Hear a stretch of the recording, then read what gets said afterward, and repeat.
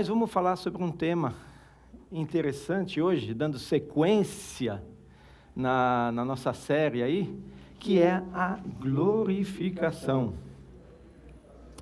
Quando eu vi esse termo glorificação, eu falei assim, bom, para entender o que é glorificação, talvez a gente tenha que entender o que é glória. E aí, se você for pegar no dicionário, vai estar dizendo assim, glória pode ser fama, grandeza, honra. Por quê? Aquela que se alcança pelas virtudes, boas ações ou por características excepcionais. Ok, mas será que é exatamente isso que a gente encontra na Bíblia? Então eu fui um pouquinho além, né? A gente tem glória no Antigo Testamento sempre colocado como a palavrinha kabod, do hebraico. Tá? E aí é interessante a gente ver a raiz dessa palavra, que ela significa peso sobre alguma superfície, um peso que ela tem. Essa palavra tem peso.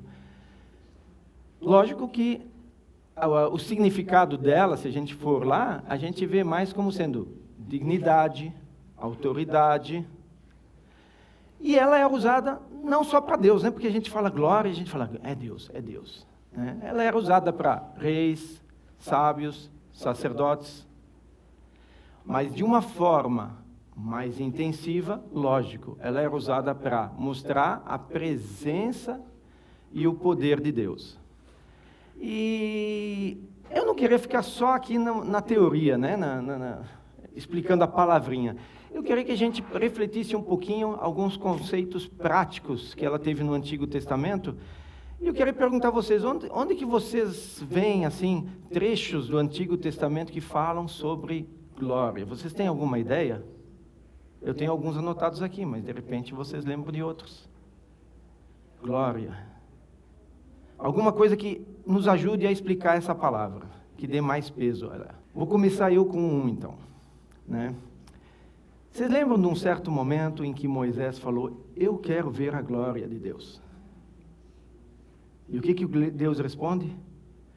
Ok, certo. Só que você vai ter que se posicionar dentro de uma fenda, porque você não pode ver minha glória pela frente. Você só vai poder ver minha glória pelas costas, porque ela é grande demais para você, você não poderia suportar ela. É isso que ele coloca. E é interessante nesses versículos que tem lá, ele coloca como a glória, faz parte da glória de Deus, a misericórdia e a compaixão de Deus. Então a gente já tem um aprendizado aqui também. É uma coisa muito, né? Se a gente fala aqui da presença e poder de Deus, né? É uma coisa muito forte da parte de Deus, tá? E que a gente tem que respeitar. Né, ter o temor, né, não o medo, mas o temor a essa tão grande glória de Deus. Vocês lembraram de algum outro versículo?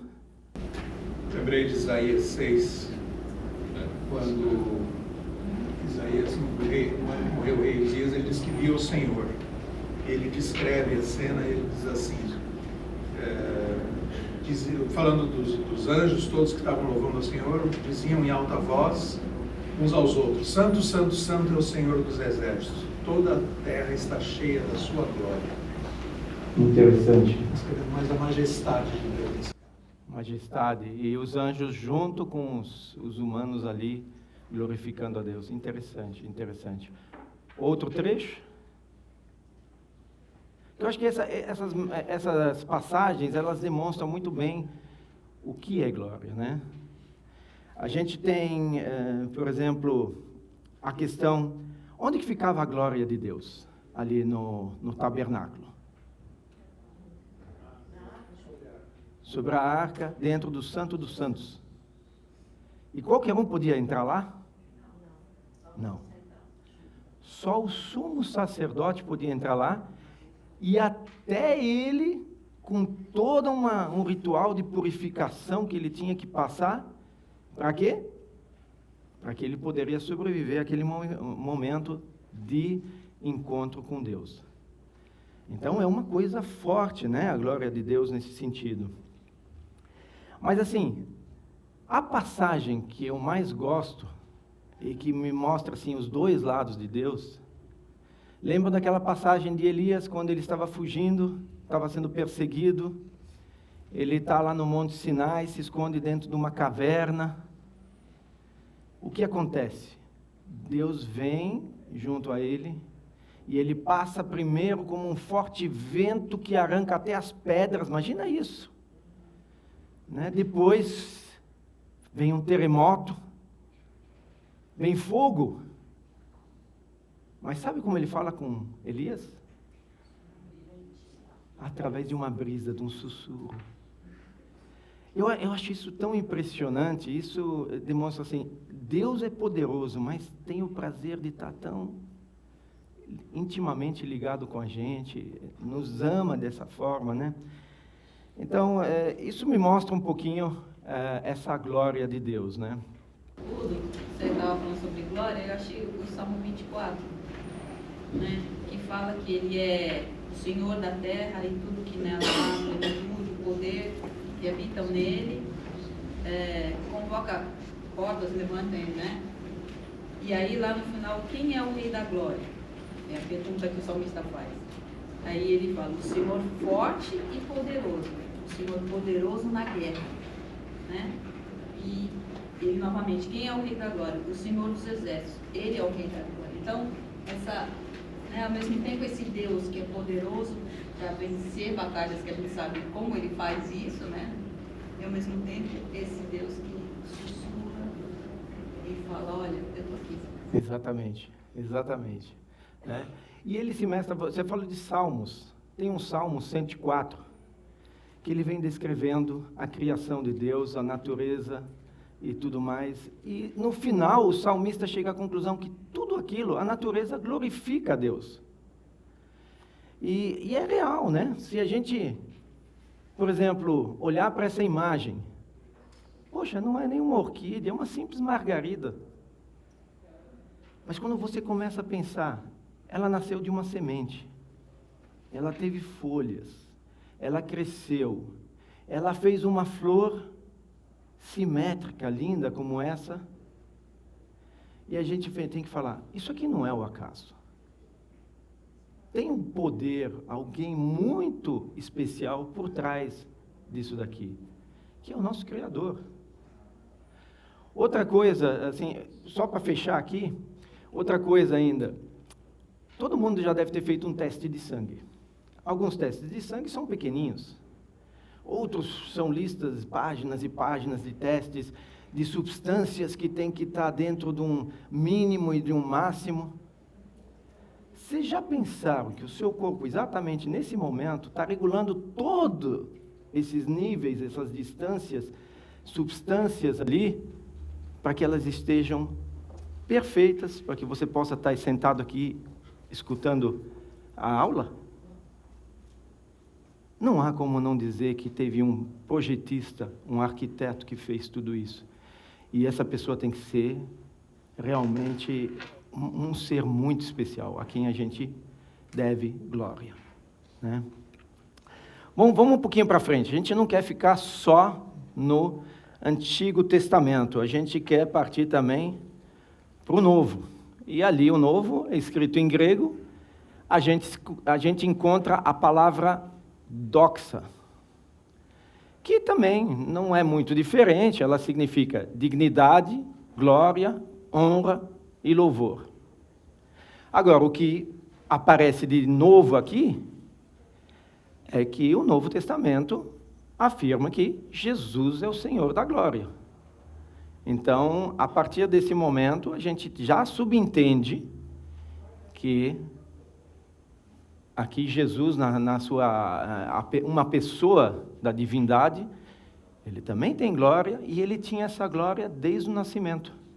Se a gente for ver lá, eu acho que é um texto em Lucas, a gente vai perceber que os pastores, quando chegaram para ver o menino Jesus, eles já viram a glória de Deus ali, naquele local.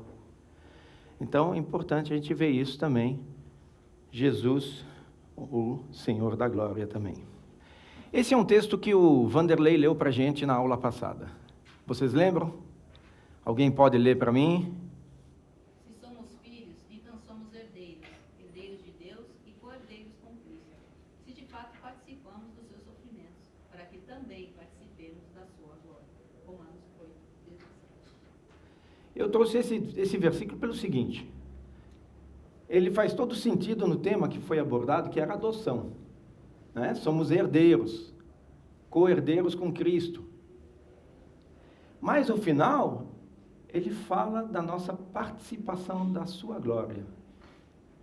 E aí começa a ficar complicado na nossa cabeça. Se a gente falou que a glória de Deus era tudo aquilo que a gente falou até agora, a gente quer participar dessa glória.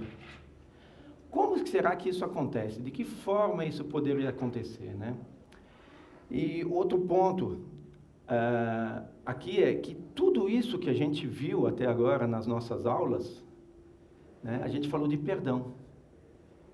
Então, se o nosso pecado não é perdoado por Deus, e se a gente não tiver a justificação, que foi a próxima aula, a gente não tem como ter uma proximidade com Deus para que a gente possa começar a participar da sua glória, de estar mais junto, né? Lembra que ali num dos primeiros tópicos que eu falei, que era, descreve a presença de Deus, presença e o poder, né? Mas aqui a presença de Deus.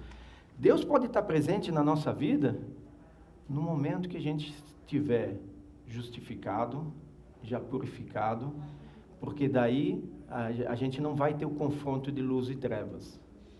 Né? Quando a gente está no pecado, a gente está nas trevas. Quando a gente é justificado, a gente volta a ser purificado e a gente pode ter esse encontro com o Senhor da glória. Tá, não está tão complicado até o momento, e eu acho que a gente vai seguir bem aqui. Aqui, esse versículo aqui, se a gente for ver a palavrinha ali no original, é exatamente isso.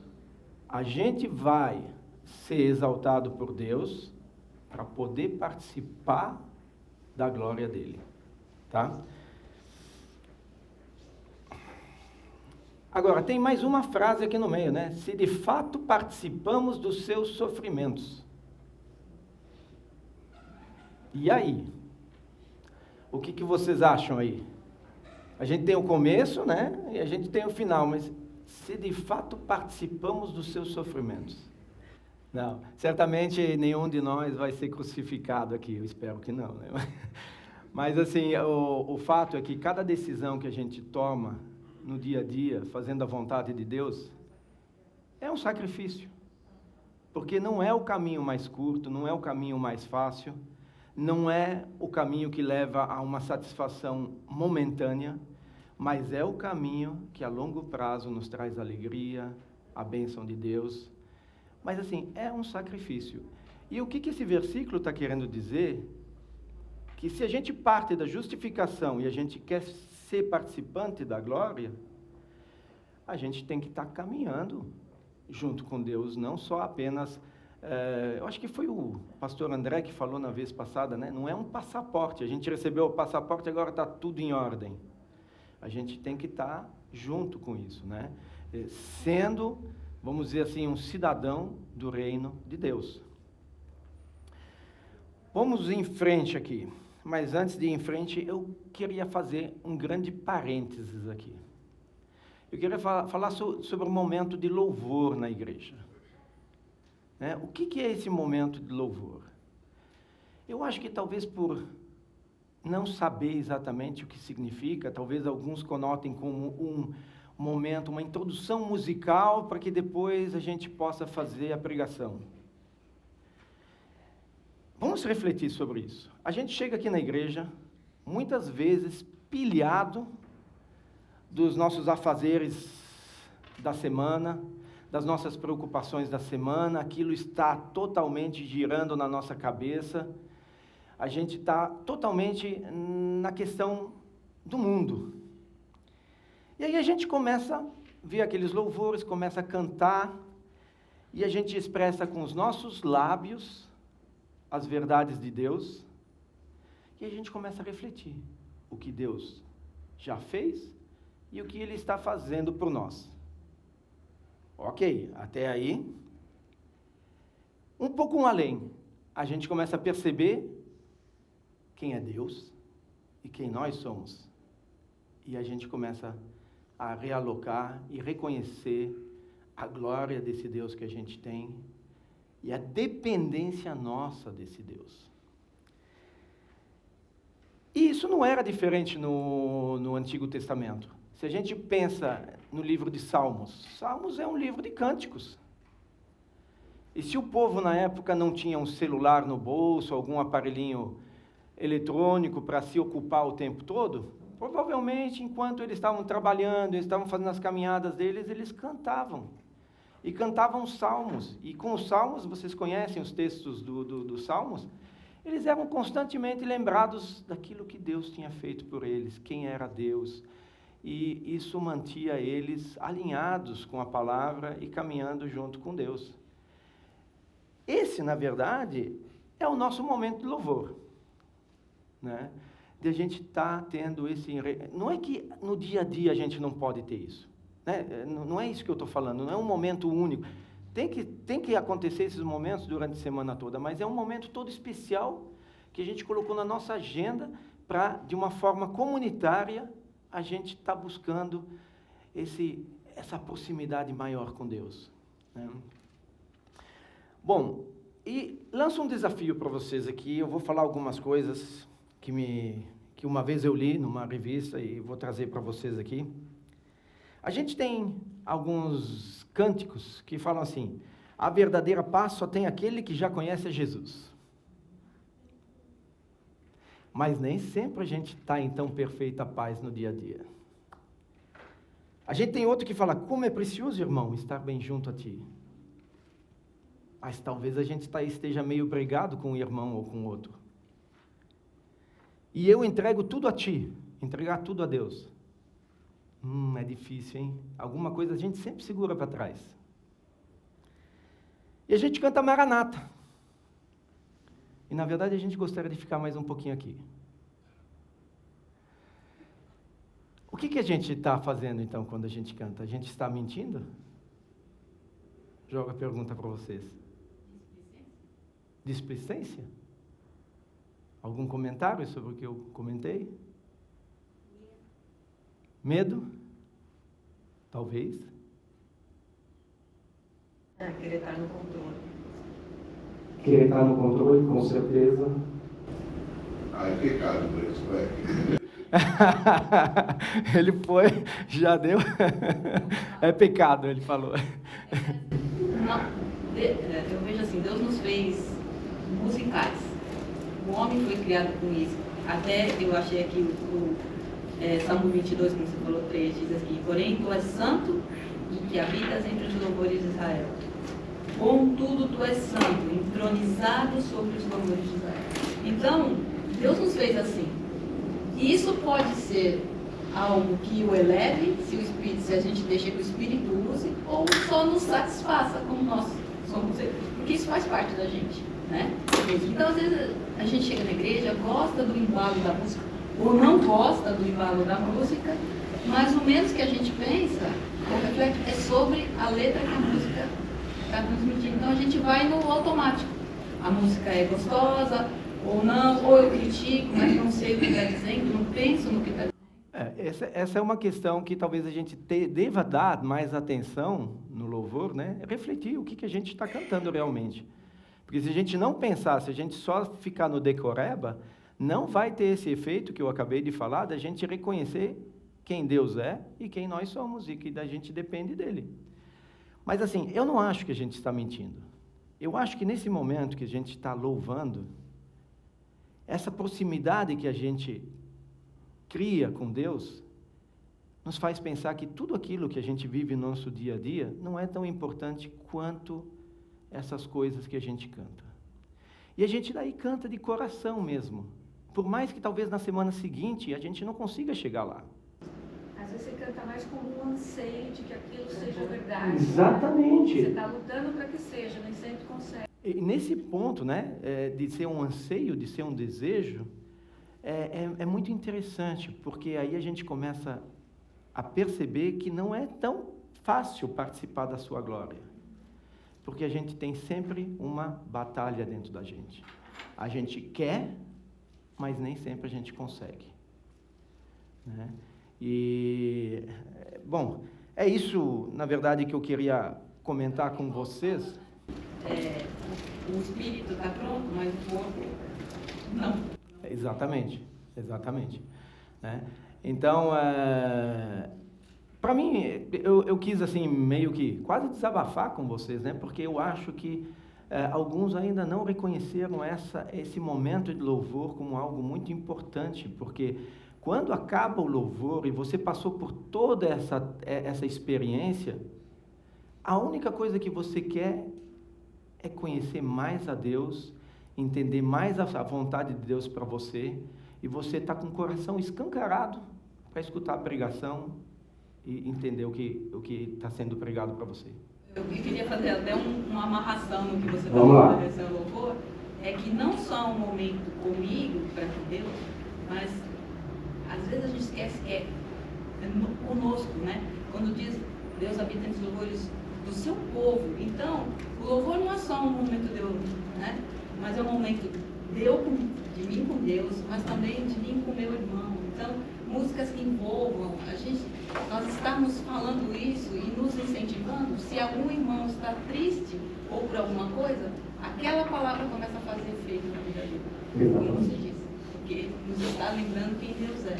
Então, o importante também ser para mim, de mim, para com Deus, mas no sentido comunitário. Deus, quem está aqui que precisa ouvir essa palavra?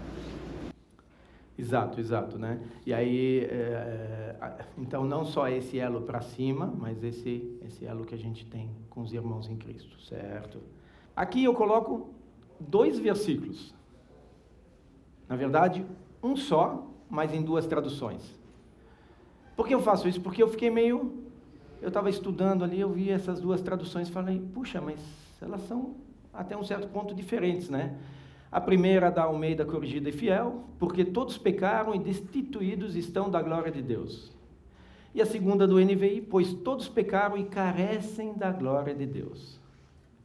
O que você faz? Traduções diferentes, vamos ver no original. Né? E o original é realmente uma palavrinha que parece que dá margem às 2. Então não tem um erro aqui. Tem talvez uma falta de uma palavra em português que consiga traduzir as 2 de uma maneira completa. Tá? E aí, se a gente for ver assim, a primeira diz que a gente é destituído. Alguém sabe me dizer o que é destituído?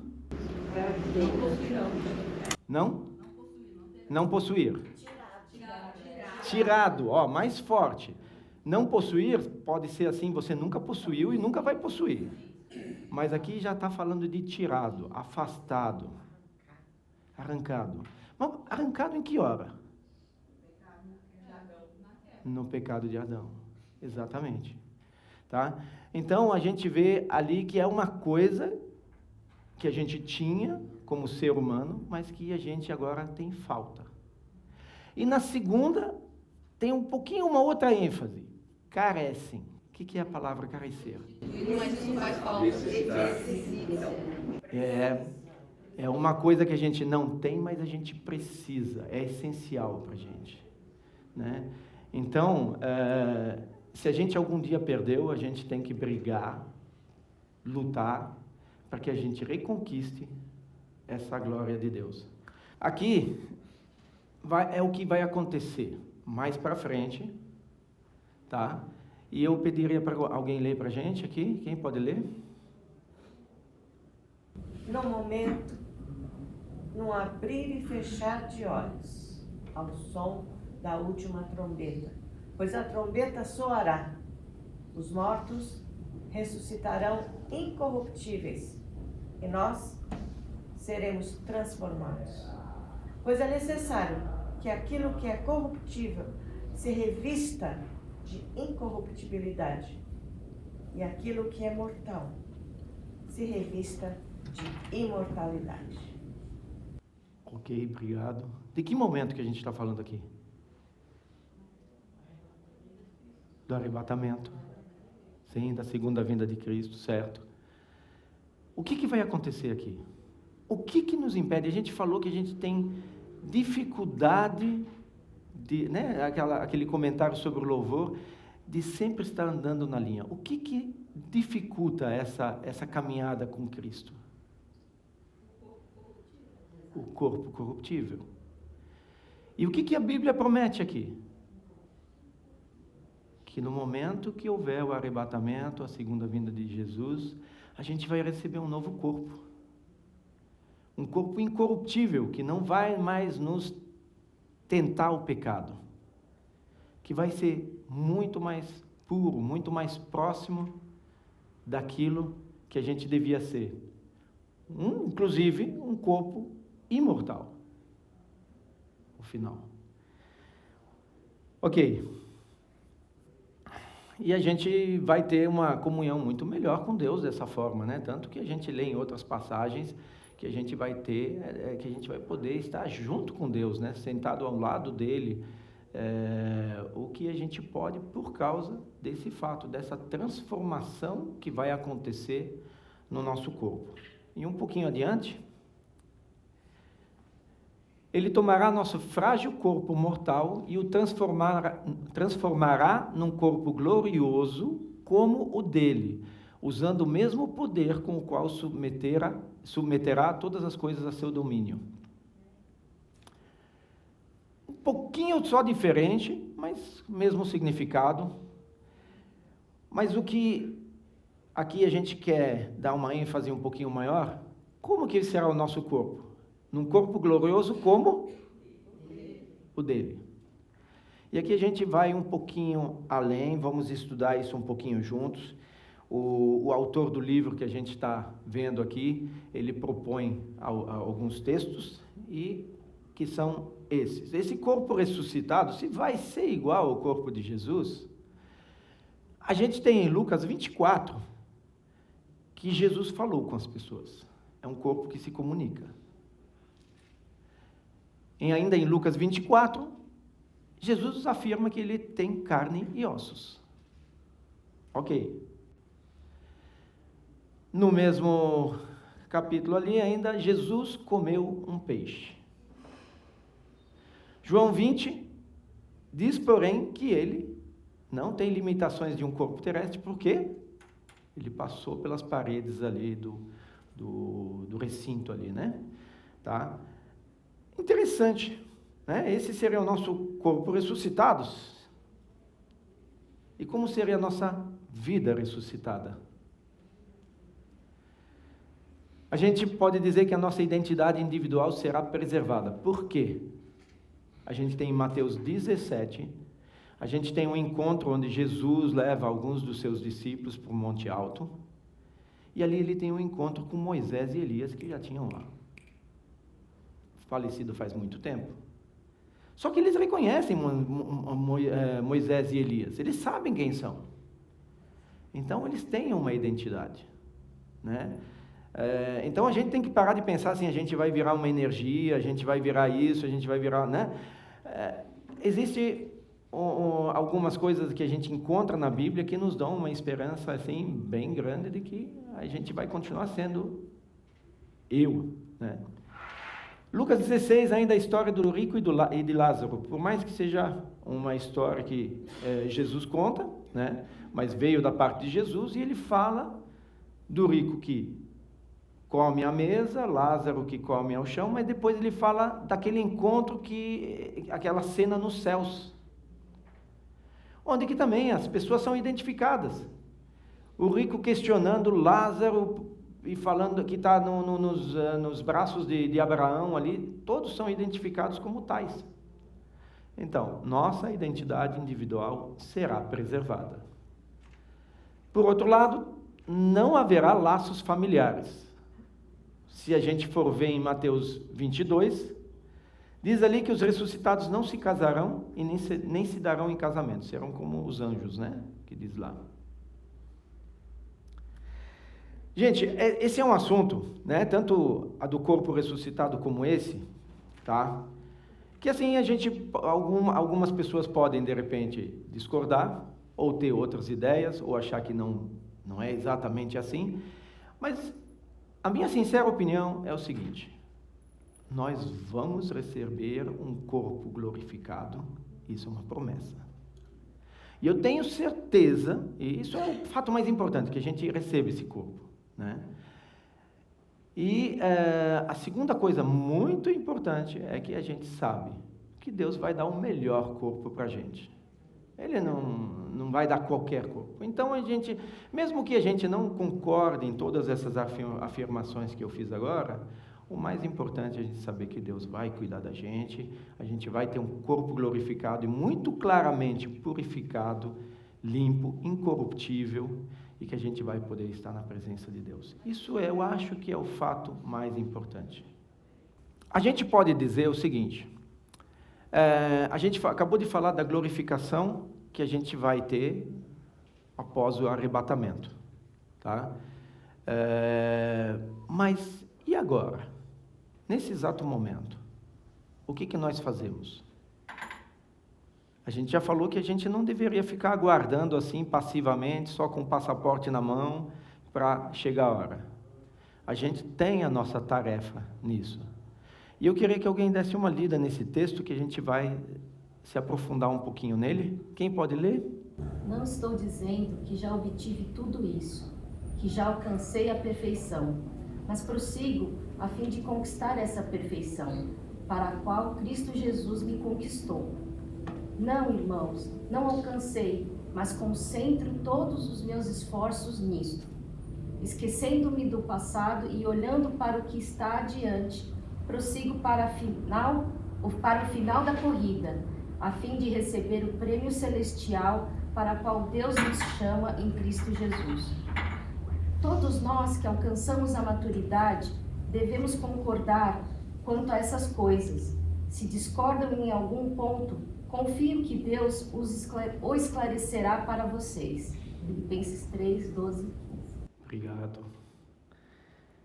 Pergunto a vocês o que esse texto tem a ver com glorificação. Vamos lá? Mas eu acho que é o nosso caminhar, né? O nosso caminhar perseverando glorifica a Deus. Estava pensando nisso. Concordam? Eu concordo. O que mais ele tem a ver? O crer. Consegue, né, assim, caminhar mesmo com a dificuldade e a perseverança, é crer. Senão você não consegue. Eu acho que é um despir e um se revestir. Acho que isso vai dando mais glória a Deus. Você vai tirando algo que desagrada e investindo algo que agrada. Ok, tá certo também. Diz esquecendo, né, o passado e olhando para o que está adiante. Então, acho que a gente tem que não voltar ao que já era. Isso é perseverar nisso, não voltar ao que já era, mas olhar positivamente, porque a gente só consegue esquecer o de trás se algo na frente me atrai muito mais, né? Se algo na frente é real para mim, que é a medida de Deus, se na frente tem a glória de Deus para ser alcançada. Então, eu acho que é prosseguir, apesar das dificuldades, apesar das lutas, esquecer, não voltar a uma velha vida, velhos costumes, mas prosseguir para alcançar a glória perfeita nesse processo que no final é Deus que faz, mas Ele deseja que nós persistamos e tenhamos essa visão. Exato. Vou dificultar mais um pouquinho agora. A primeira tradução que eu peguei, ela falava assim: não estou dizendo que já obtive tudo isso, que já alcancei a perfeição. Então ele está falando que ainda não alcançou a perfeição. E embaixo temos ali, todos nós que alcançamos a maturidade. Algumas traduções põem a palavra perfeição ali. Aí eu fiquei meio encucado. Eu falei, ali em cima ele está falando que não alcançou a perfeição, e aqui embaixo nós todos alcançamos a perfeição. Aí fui lá no original, eu não sei hebraico, tá, gente? Não achem nem grego, nada. Eu fui lá nos estudos ali que tem, né, do Word ali, e fui calcando ali. E aí eu percebi que a palavrinha usada no grego para perfeição é exatamente a mesma que é usada para maturidade. Então, realmente, não estaria errado colocar a perfeição nos dois locais. Mas essa palavrinha, mais do que dizer que é perfeito, perfeito é quando uma coisa está finalizada, completa. A palavra original, ela vem disso mesmo, estar completo. Então, na verdade, assim, eu não estou dizendo que eu estou completo, mas nós estamos completos. Agora, como que é aquela história, a gente nunca deve ver um versículo só pelo que está aqui, a gente tem que ver o contexto. E se a gente ver o contexto, a gente vai entender melhor. Quem pode ler os versículos 10 e 11? Eu, infelizmente, esqueci de preparar aqui. Alguém tem o versículo 10 e 11 ainda para ler para a gente? Quero conhecer a Cristo e experimentar o grande poder que o ressuscitou. Quero sofrer com Ele, participando de sua morte, para de alguma forma alcançar a ressurreição dos mortos. Exato. Portanto, aquela primeira perfeição se refere ao quê? Está falando da ressurreição. Está falando daquilo que a gente ainda vai ter lá na frente, a glorificação final. E ele chega à conclusão, ainda não cheguei lá. Ainda não cheguei lá, mas ele se refere a esses dois versículos que foram lidos aqui. A questão da gente, no poder da ressurreição, da participação dos sofrimentos e da ressurreição dentre os mortos, que ele quer passar, assim, quer seguir o exemplo de Jesus. Ele não chegou lá ainda, assim como nós não chegamos. Então, ele pode dizer sem problema que ele ainda não está completo, que ele ainda não está na perfeição. Vocês estão acompanhando? Beleza. E aqui, quando ele fala no segundo, todos nós que já alcançamos a maturidade, a perfeição, estamos completos, né? No segundo aqui, ao que ele se refere? Porque ele muda de assunto depois. Ele fala primeiro da ressurreição e depois ele vem falar do quê? Tudo isso que a gente falou aqui? Prossigo a fim de conquistar essa perfeição para o qual Cristo me conquistou. Não, irmãos, não alcancei, mas concentro todos os meus esforços nisso, esquecendo-me do passado e olhando para que está adiante. Prossigo para o final da corrida, a fim de receber o prêmio celestial para o qual Deus nos chama em Cristo Jesus. Seria assim, futuro e presente? Exato. Então, em cima ele fala do futuro, um futuro que ainda não foi alcançado. Exato. Mas no presente, nesse prosseguir, nesse que a Yara falou de despir-se, nessa caminhada de esquecer o passado e olhar para adiante, eu vou crescendo na minha maturidade espiritual, enquanto corpo corruptível e enquanto presente na terra. E aí sim, eu estou na perfeição, prossigo, né? Persisto nessa perfeição. E em Cristo somos completos. Eu não tenho que conquistar uma coisa, eu tenho nela e tenho que fazê-la evidenciar. Então, há uma perfeição que precisa ser evidenciada. Eu entendo esse versículo dessa forma, essa série de pensamentos aqui, né? Ele ainda não chegou lá no corpo glorificado, mas ele está lutando para chegar à semelhança de Deus. E quanto mais semelhantes a Deus a gente se torna, quanto mais a gente caminha com Cristo, quanto mais a gente tem a presença e o poder de Deus ao redor da gente, presente na nossa vida. Então, esse versículo, assim, eu achei, foi difícil entender primeiro, né? Porque normalmente a gente sempre começa esse versículo lendo pelo versículo 12, né? Mas tem coisa antes, e aí isso completa a ideia aqui. Acho que essa maturidade também, que ele fala, alcançamos a maturidade, talvez seja algo no momento. Hoje eu alcancei a maturidade de hoje, amanhã vai ter mais. Sim. Eu acho que isso é importante para a gente não achar que já chegou lá, né? Mas no hoje, eu cheguei hoje aqui, amanhã vai ter mais para alcançar. Em duas palavras, eu diria que é uma eterna busca. Ok, concordo. Não, a gente não vai chegar. Eu acho que o que ele quis dizer com o segundo, perfeição ou maturidade, é justamente porque ele sabe que fez tudo que estava ao seu alcance para chegar lá. Ele fez a excelência. Existe uma diferença entre excelência e perfeição. Excelência, a gente dá o nosso melhor. Perfeição é o que fica na mão de Deus. Então, vamos lá? Além? Sim? Eu vejo isso aí como aquele drama do já e do ainda não. Tá?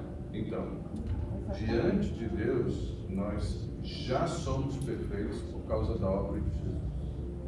Então, quando Ele olha para a gente, exatamente, Ele olha com o sangue dele cobrindo. Então, a gente já é perfeito, já é santo, não tem mais mácula, ruga, nada. Isso é uma situação, a situação espiritual, né? Nós estamos em Cristo nessa situação. Segunda situação é quando a gente ainda está nesse mundo aqui, que é a tal da igreja militante. Aqui, a gente ainda não é perfeito. Aqui, a gente ainda não manifesta aquilo que a gente vai ser lá fora. E aí é o tal do processo de santificação, que é onde a gente vai se aproximando de Deus e automaticamente se afastando do que não agrada a Deus, né? Porque não dá para ficar ao mesmo tempo perto de um e de outro. Então, meu entendimento, né, não discordando do senhor, mas só para colocar um outro ponto de vista, é que o que ele está falando é do dilema que está no coração de todo crente. Você olha para você e diz, cara, como é que eu posso ter pisado na bola de novo naquele negócio? Mas, ao mesmo tempo, Deus te olha já coberto pelo sangue de Jesus. Por isso que quando a gente peca, 1 João fala para a gente confessar, se arrepender, confessar o pecado e seguir em frente. Sim.